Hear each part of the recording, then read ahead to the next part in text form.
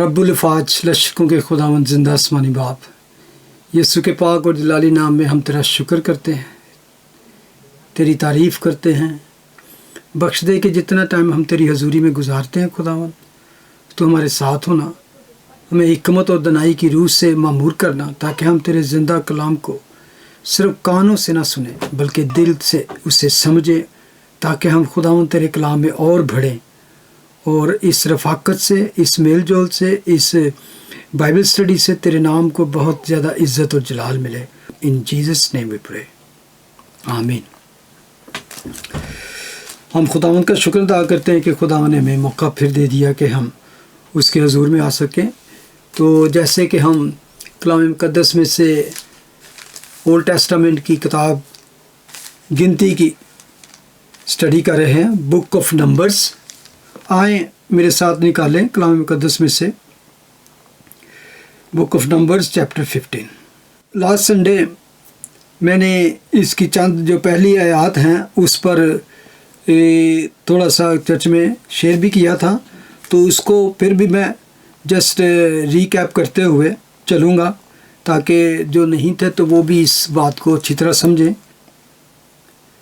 और खुदावंद ने मूसा से कहा, बनी इसराइल से कह, जब तुम अपने रहने के मुल्क में जो मैं तुमको देता हूँ पहुँचो, और खुदावंद के हुजूर आतशीन कुर्बानी यानी सुख्तनी कुर्बानी या ख़ास मन्नत का ज़बीहा या रज़ा की कुर्बानी गुजरानो या अपनी मुइन ईदों में राहत अंगेज़ खुशबू के तौर पर खुदावंद के हुजूर गाय, बैल या बकरी का चढ़ावा लाओ, बकरी चढ़ाओ। तो जो शख्स अपना चढ़ावा लाए वो खुदावंद के हुजूर नज़र की कुर्बानी के तौर पर एफ़ा के 10वें हिस्सा के बराबर मैदा जिसमें चौथाई हैन के बराबर तेल मला हुआ हो, और तपावन के तौर पर चौथाई हैन के बराबर मैं भी लाए। तू अपनी सोख्तनी कुर्बानी या अपने ज़बीहा के हर बर्रा के साथ इतना ही तैयार किया करना, और हर मेंढे के साथ एफ़ा के 5वें हिस्सा के बराबर मैदा जिसमें तिहाई हैन के बराबर तेल मला हुआ हो नज़र की कुर्बानी के तौर पर लाना, और तपावन के तौर पर तिहाई हैन के बराबर मैं देना, ताकि वो खुदावंद के हुजूर राहत अंगेज़ खुशबू ठहरे। और जब तू खुदावंद के हुजूर सुख्तनी कुर्बानी या ख़ास मन्नत के ज़बिया या सलामती के ज़बिया के तौर पर बछड़ा गुजराने, तो वो उस बछड़े के साथ नज़र की कुर्बानी के तौर पर एफ़ा के 3/4 हिस्सा के बराबर मैदा जिसमें निस्फ हैन के बराबर तेल मला हुआ हो चढ़ाए। और तू तपावन के तौर पर निस्फ हैन के बराबर मैं गुजराना, ताकि वो खुदावंद के हुजूर राहत अंगेज़ खुशबू की आतशी कुर्बानी ठहरे। हर बछड़े और हर मेंढे और हर नर बर्रा या बकरी के बच्चा के लिए ऐसा ही किया जाए। तुम जितने जानवर लाओ उनके शुमार के मुताबिक एक एक के साथ ऐसा ही करना। ठीक है।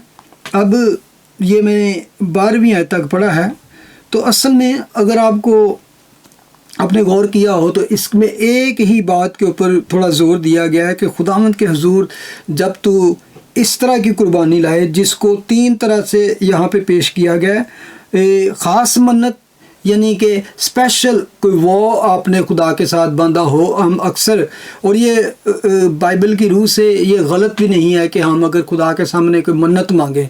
बाइबल में बहुत जगह पे मन्नतें मानी गई।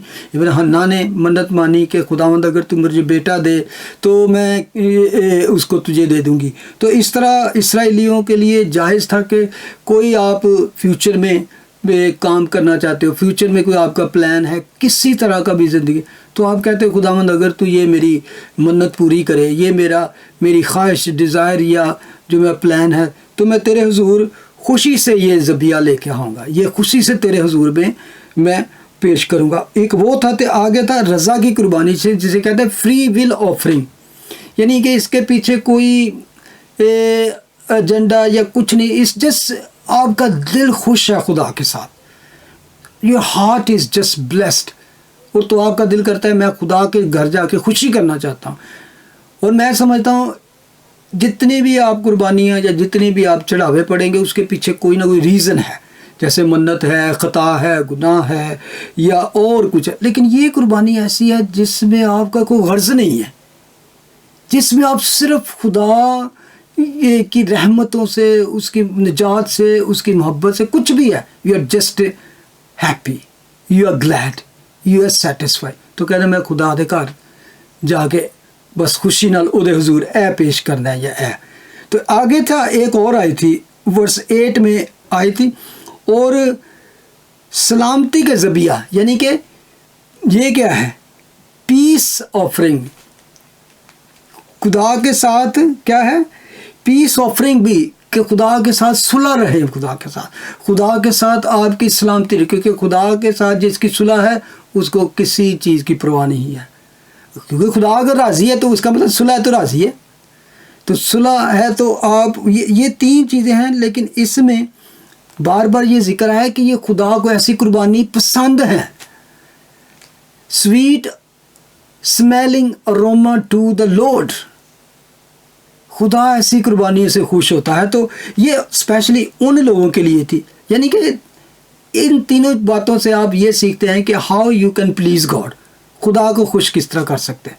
तो खुदा की रज़ा के मुताबिक ये चीज़ें खुदा चाहता था कि अगर उसके हुजूर लाओ तो उसके साथ 2-4 चीज़ें थीं कि वो भी साथ में लेके आना। तो जैसे मैंने लास्ट संडे को भी एक्सप्लेन, एक्चुअली जो कुछ खाना पीना जो आपकी डिज़ायर एक, वो सब कुछ खुदा के हुजूर ला के जब पेश करते हो तो it's mean you are saying मैं सारा कुछ तेरा खुदा, मेरा सारा कुछ तेरा, सब कुछ तेरे लिए है।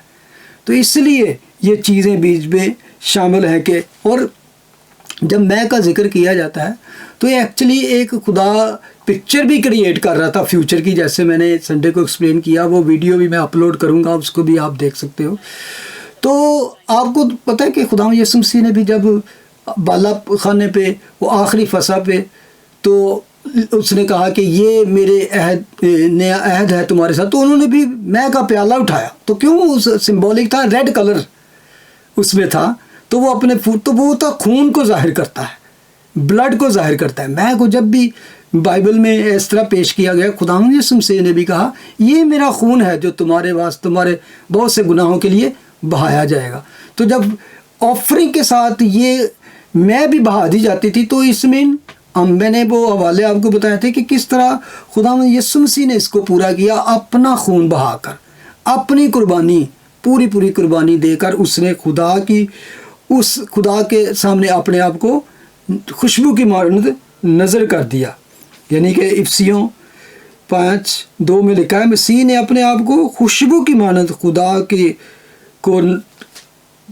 नज़र करके अपने आप को कुर्बान किया। तो ये ऑलरेडी मैं आपके साथ शेयर कर चुका हूँ। अभी मैं वर्स 13 पे आता हूँ। जितने देसी खुदावंद के हुजूर राहत अंगेज़ खुशबू की आतिशी कुर्बानी गुजराने, वो उस वक्त ये सब काम इसी तरीक़ा से करें।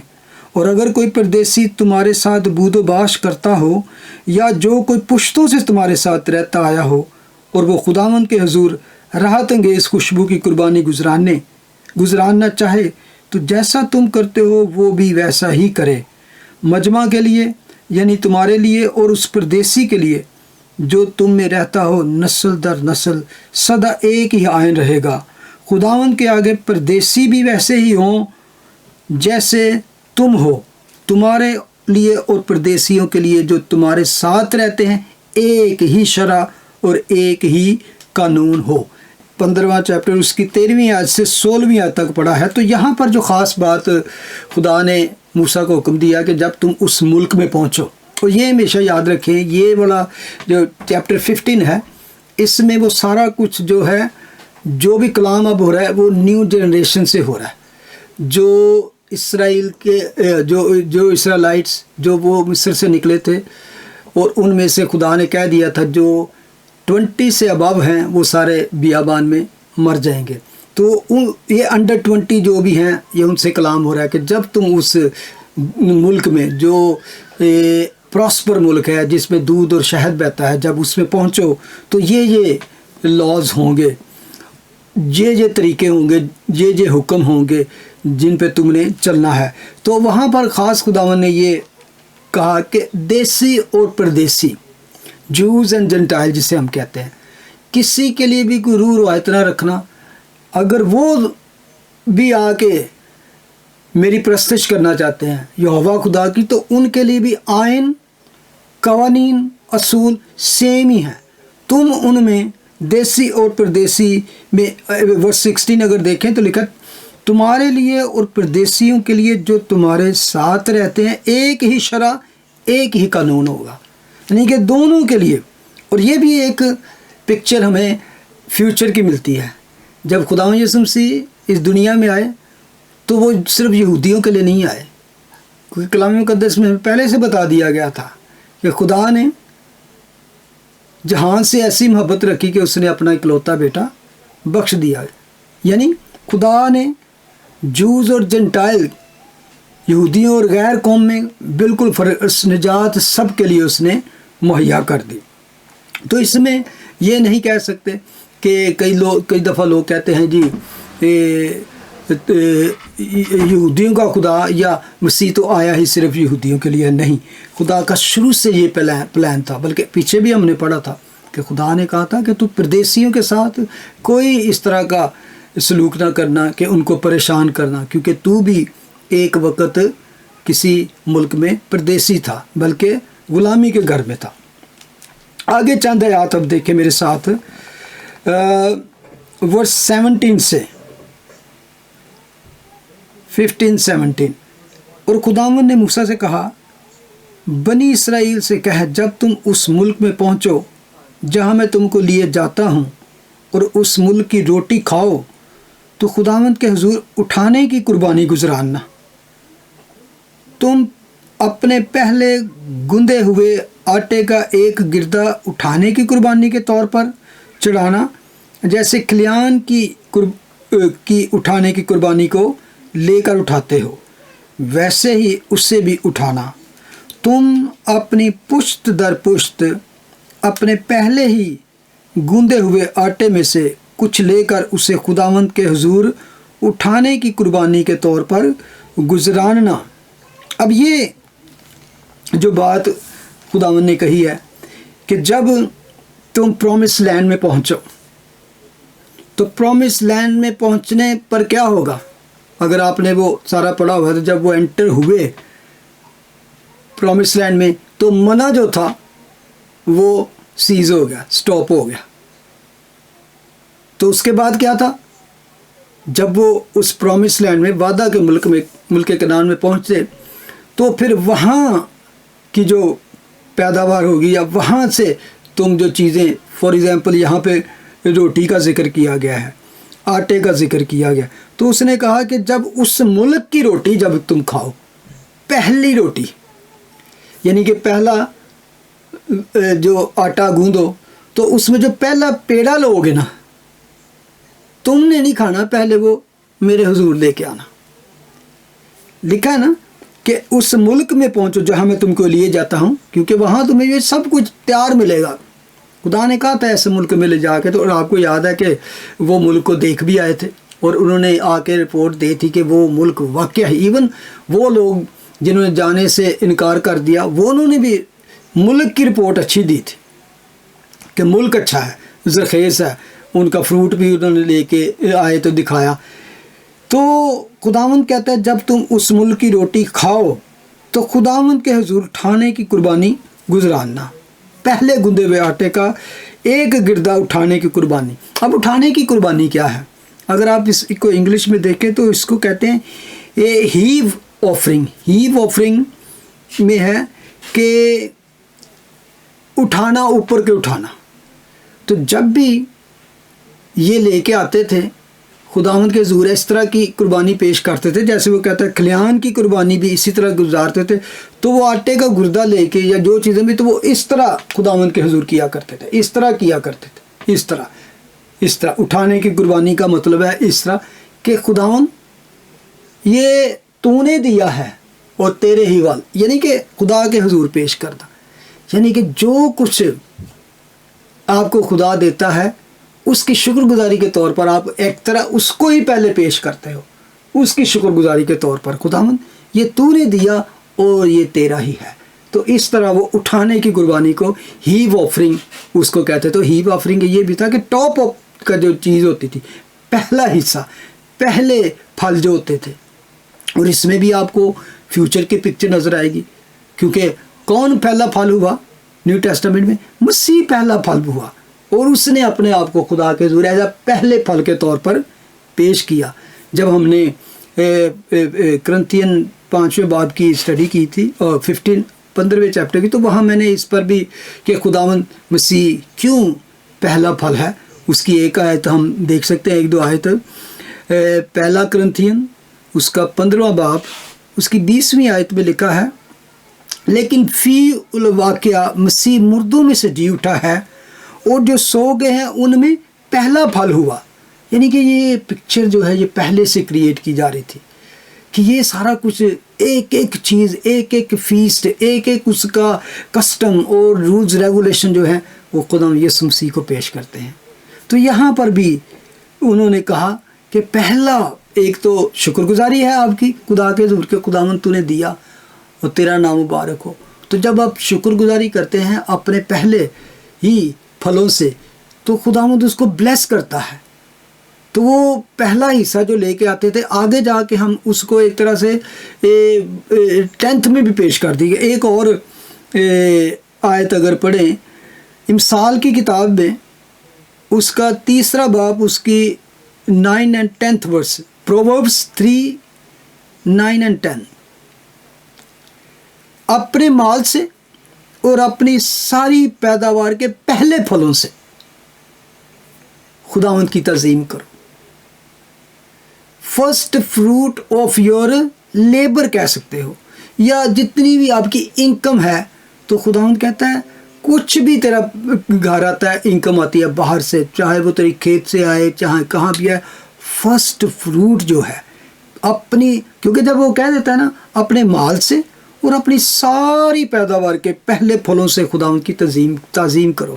تو انگلش میں ایک ترجمے میں یہ ہے worship the lord with your first fruit. خدا کی تعظیم اس طرح بھی کرتے ہیں، خدا کے حضور پہلے لے کے آنا. جو کچھ خدا نے آپ کو کسی چیز سے بلیس کیا ہے اس سے خدا کو پہلے بلیس کرنا. ایون اگر آپ 10% دیتے ہیں تو یہ بالکل ایک بگننگ ہے. اگر آپ ساتھ ساتھ چلیں گے اور اسرائیل اور اولڈ ٹیسٹامنٹ کے ہدیے نذرانے گیونگ دیکھو گے نا تو آپ کہیں گے یہ 10% نہیں، یہ تو مور دین 30% دیتے تھے فری ول آفرنگ کے ذریعے سے، رضا کی قربانی کے ذریعے سے. وہ کیا تھے لیوائٹس کو، کاہنوں کو جو دیتے تھے اپنی خوشی سے. Is was too much, so many things وہ خدا کے حضور پیش کیا کرتے تھے. تو یہ بیابان میں حکم تھا. پھر اسرائیل جب اپنے ملک میں جا بسے تو اس کو ایز اے لا کے طور پر 10th میں بنا دیا گیا. تو خداوند کا آرڈر دینے کے بعد کیا ہوگا، اگر اس کا رزلٹ بھی کیا ہوگا کہ اگر آپ خدا کے حضور پہلے پھل لے کے آتے ہو، خدا کے حضور پہلا پھل دیتے ہو اپنی ساری پیداوار اور اپنے مال سے، تو کہتا ہے خداوند کی تعظیم کرتے ہو، یعنی کہ اس کو عزت دیتے ہو، اس کی ورشپ کرتے ہو. تو ورس 10 میں لکھا ہے پرووربس 3:10 میں، یوں تیرے کھتے خوب بھرے رہیں گے اور تیرے حوض نئی مے سے لبریز ہوں گے. کیوں؟ کہ جو خداوند کا تھا تو نے اس کو دے دیا. تو اب تجھے اپنے اس مال کو انجوائے کرنے کا فری ول ہوگی جو بچ گیا ہے. تو جب آپ خدا کو دیتے ہوتے ایکچولی ایک طرح سے خدا کو اپنے باقی مال کی پروٹیکشن دے دیتے ہو. جو کچھ ہے وہ خدا اس کو ایک تو وہ ضائع نہیں ہونے دیتا، ایک وہ اچھے کام پہ لگتا ہے، جہاں بھی لگتا ہے بابرکت ہوتا ہے. بزنس میں لگاؤ گے باقی پیسہ تو وہ پراسپر ہوگا، کسی اور کام میں لگاؤ گے وہ پراسپر ہوگا. تو کوئی بھی کام اس کے بعد کرو گے ان پیسوں سے جس سے پہلے خدا کا حصہ آپ نے نکالا ہوا ہے، تو 100% گارنٹی ہے کہ خدا اس کام کو پورا کرے گا اور آپ کے کھتے خوب بھرے رہیں گے اور آپ کو کسی چیز کی کمی نہ آئے گی. کہ خداوند نے بھی آگے آ کے اپنے آپ کو ایز اے پہلے فروٹ کے طور پر، تو یہ پہلے فروٹ کے طور پر یہاں پر اس نے کہا کہ خداوند جب اس ملک پہنچو تو پہلے فروٹ جو ہے خداوند کے حضور دینا. اور لکھا ہے کہ یہ پشت در پشت اپنے پہلے ہی गूंदे हुए आटे में से कुछ लेकर खुदावंद के हुजूर गुजराना। ठीक है, God bless you and see you soon.